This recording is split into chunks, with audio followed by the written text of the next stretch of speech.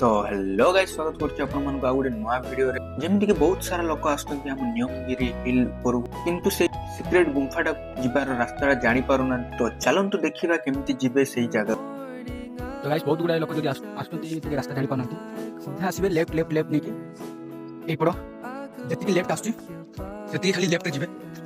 ए देखंतु राइट ए पर लेफ्ट नहीं जिबे, यदि राइट पड़े करले भूल रास्ता पड़े जे पड़े जे।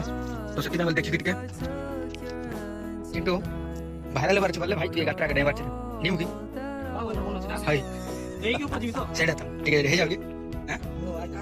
You serious?